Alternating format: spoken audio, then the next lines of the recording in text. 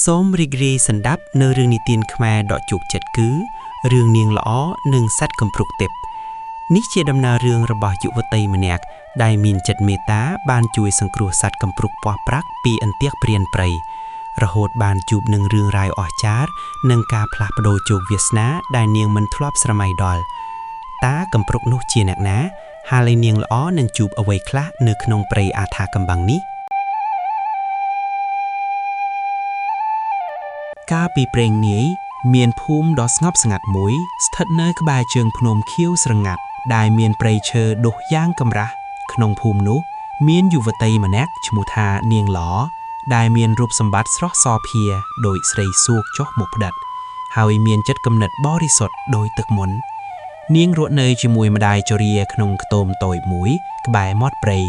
ដោយប្រកបរបរបេះបន្លែនិងផ្លែឈើព្រៃយកទៅលក់ដើម្បីចិញ្ចឹមជីវិតយ៉ាងលំបាកសម្រាប់របស់នាងមិនត្រឹមតែល្បីល្បាញពេញភូមិឋានប៉ុណ្ណោះទេសូម្បីតែសត្វបក្សាបក្សីក្នុងព្រៃក៏តែងតែហោះមកក្រឡាំងក្បែររង់ចាំស្ដាប់សំឡេងច្រៀងដ៏ពីរោះរបស់នាងដែរថ្ងៃមួយខណៈពេលដែលកម្ដៅថ្ងៃចាប់ផ្ដើមជះពន្លឺពណ៌មាសកាត់តាមចន្លោះស្លឹកឈើនាងល្អបានដើរជ្រឿទៅក្នុងព្រៃជាង10ដងដើម្បីរកផ្លែឈើថ្មីៗ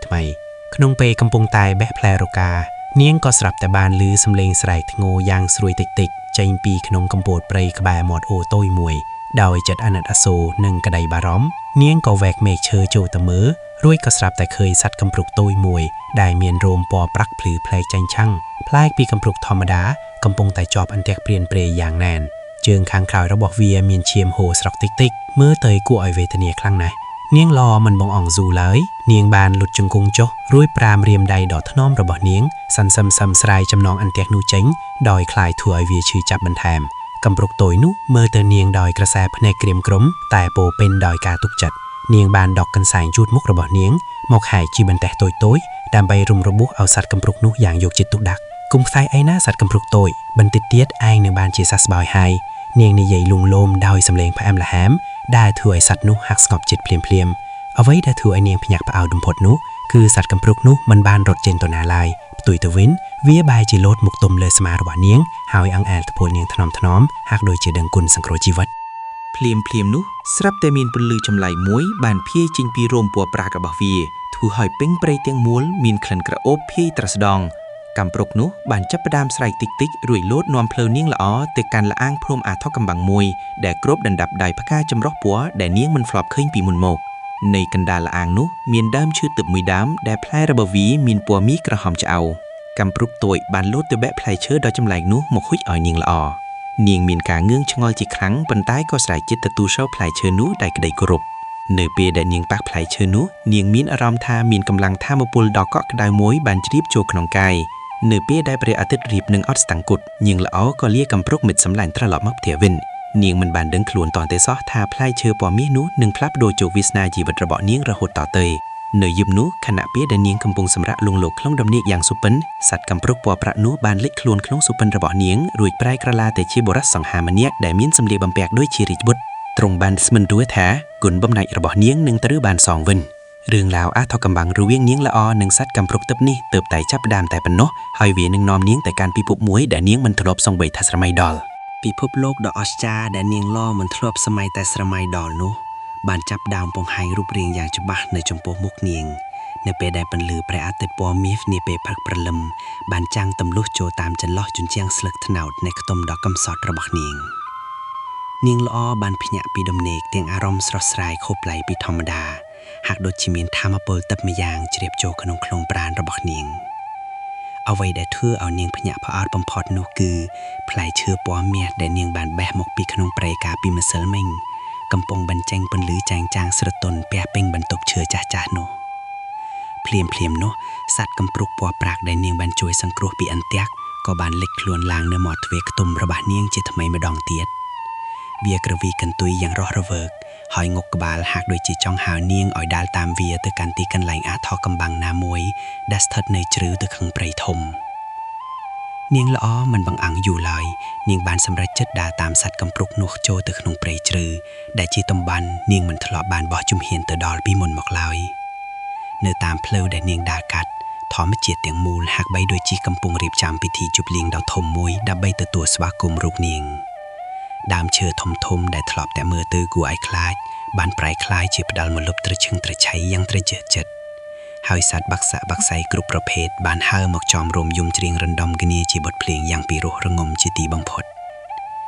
ខ្យល់អាកាសក៏ប្រែជាត្រជាក់ស្រួនខុសពីសពដាំងបំភាយក្លិនក្រអូបប្រហើរនៃផ្កាព្រៃដែលនាងមិនដែលបានស្គាល់ឈ្មោះពីមុនមកនាងមានអារម្មណ៍ថាគ្រប់ជំហានដែលនាងកំពុងដើរទៅមុខគឺជាការឈានទៅរកវាសនាថ្មីមួយដែលនឹងផ្លាស់ប្ដូរជីវិតរបស់នាងឲ្យរុងរឿងជារៀងរហូតបន្តិចក្រោយមកនាងបានមកដល់ទីវាលមួយដ៏ធំទូលាយដែលហ៊ុំព័ទ្ធទៅដោយដើមឈើប្រាក់និងដើមឈើមាសយ៉ាងស្រស់ស្អាតในកណ្ដាលទីវាលនោះមានស្រះទឹក10ពណ៌ដ៏ថ្លាឆ្វេងហាក់ដូចជាកញ្ចក់ទិព្វនៃឋានសួគ៌ដែលធ្លាក់មកលើដីសត្វកំព្រុកពណ៌ប្រាក់បានលោតចុះទៅក្នុងស្រះទឹកនោះយ៉ាងរហ័សមួយរំពេចនោះផ្ទៃមេឃដែលធ្លាប់តែភ្លីច្បាតក៏ប្រែជាមានពពកពណ៌មាសគ្រប់ដណ្ដប់ហើយផ្សែងអបពណ៌សដ៏ក្រាស់បានផុសចេញពីក្នុងផ្ទៃទឹកយ៉ាងអស្ចារ្យនៅពេលដែលផ្សែងអបនោះរលាយសាបសួនបន្តិចម្ដងនាងល្អក៏បានឃើញបុរសម្នាក់ដែលមានរូបរាងសង្ហានិងមានសម្លៀកបំពាក់ជារាជបុត្រយ៉ាងស្អាតប្រណីដោយក្នុងសុបិនរបស់នាងកំពុងឈរញញឹមដាក់នាងដោយក្តីមេត្តាបំផុតនៅក្បែរមាត់ស្រះទឹកនោះព្រះរាជបុត្របានឈានជើងមកជិតនាងល្អរួចមានបន្ទូលដោយសំឡេងដ៏ស្រទន់ថានាងល្អអើយចូលនាងកុំមានក្តីបារម្ភអីរូបខ្ញុំគឺជាបុត្រារបស់ស្ដេចភ្នំដែលគ្រប់គ្រងព្រៃភ្នំទាំងនេះដោយសារតែការប្រមាថមើលងាយដល់មេធ្មប់ព្រៃម្នាក់ទើបនាងបានដាក់បណ្ដាសាឲ្យខ្ញុំប្រែក្រឡាជាសត្វកំព្រុកពណ៌ប្រាក់ហើយត្រូវរូបនៅក្នុងព្រៃនេះដោយគ្មាននរណាម្នាក់មើលឃើញរូបពិតឡើយលុះត្រាតែមានមនុស្សម្នាក់ដែលមានចិត្តមេត្តាធម៌និងមានសេចក្តីសម្រស់ពិតប្រាកដដោយមិនរំពឹងអ្វីតបស្នងមកវិញទើបអាចរំលាយបណ្ដាសានេះបានសកម្មភាពដែលនាងបានជួយសង្គ្រោះជីវិតខ្ញុំនិងការចែករំលែកអាហារតិចតួចរបស់នាងកាលពីម្សិលមិញគឺជាកម្លាំងទិព្វដ៏មហិមាដែលបានដកលេងខ្ញុំឲ្យមានសេរីភាពឡើងវិញនៅពេលនេះនាងល្អស្ដាប់ទាំងក្តីគុកដួលនិងរំភើបជាខ្លាំងរកអ្វីប្រៀបទៅមិនបានឡើយ